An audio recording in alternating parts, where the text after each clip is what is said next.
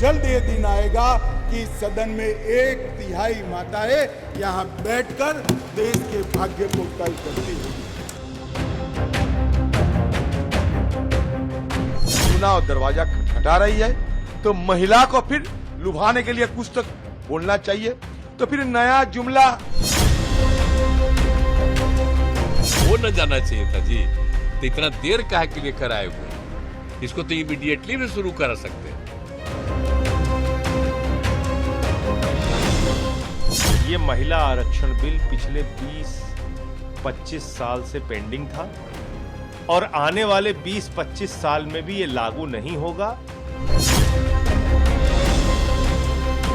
देश की नई संसद बुधवार को उस ऐतिहासिक पल की गवाह बनी जब सालों से अटका महिला आरक्षण बिल लोकसभा में 454 वोट से पास हो गया। अद्यतन मत विभाजन का परिणाम इस प्रकार है: हाँ 454, 454, 454, ना 2। प्रस्ताव की कुल सदस्य संख्या के बहुमत द्वारा सभा के उपस्थित और मतदान देने वाले सदस्यों के कम से कम 2/3 बहुमत द्वारा पारित हुआ। अब सभा विधेयक पर खंडवार विचार करेगी। राज्यसभा में पास होने और राष्ट्रपति के हस्ताक्षर के बाद ये कानून का रूप ले लेगा, लेकिन इसके लागू होने में अभी वक्त लगेगा। गृह मंत्री अमित शाह ने बताया कि जनगणना और परिसीमन के बाद करीब 2029 में लागू हो पाएगा महिला आरक्षण बिल। चुनाव के बाद तुरंत ही जनगणना और डिलिमिटेशन दोनों होंगे और बहुत जल्द ये दिन आएगा कि सदन में 1/3 माताएं यहाँ बैठकर देश के भाग्य को तय करती होगी। यानी 2024 के चुनाव की बिसात पर महिला आरक्षण का फॉर्मूला लागू नहीं होगा।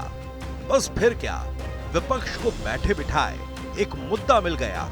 कांग्रेस ने सरकार को घेरते हुए कहा कि कल करे सो आज कर, आज करे सो अब। सबसे पहले ये जो महिला का बिल है इसको आप लागू कीजिए, आज लागू कीजिए। और ये जो डिलिमिटेशन है जो आपने बोला है और ये जो सेंसस है इसकी कोई जरूरत नहीं है। 33% आप महिलाओं को सीधा दे दीजिए। इसका अमेंडमेंट करने का कोई दिक्कत नहीं है। ये आप अब करने का तो ये 31 को डाल रहे हैं। इसका मकसद क्या है कि बिल ऐसा ही चले। मैं एक कबीर का दुआ सुनाता हूँ, कल करने का आज करो, आज करने का अब करो, और फिर तो पल में प्रलय होगा तो फिर करेंगे कब। महिला आरक्षण में ओबीसी और अल्पसंख्यक आरक्षण को लेकर विपक्ष के निशाने पर आई सरकार अब इसके लागू होने की तारीख पर निशाने पर है। विपक्ष कह रहा है कि पहले सालों से अटका था, अब सालों तक लटका रहेगा।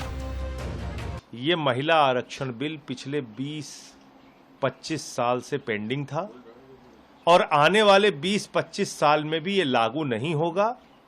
उसके बाद भी लागू होगा कि नहीं लागू होगा ये कुछ पता नहीं। इस महिला आरक्षण बिल में एक जबरदस्ती का क्लॉज जो नरेंद्र मोदी जी की सरकार की नीयत को उजागर करता है वो इन्होंने डाल दिया कि पहले सेंसस होगा, फिर डिलिमिटेशन होगा और फिर उसके बाद आरक्षण लागू होगा। बहरहाल सियासी दल जहां चुनाव में वादों पर वोट मांगते हैं, लेकिन 24 के चुनाव में बीजेपी के पास महिला आरक्षण का एक बड़ा हथियार होगा।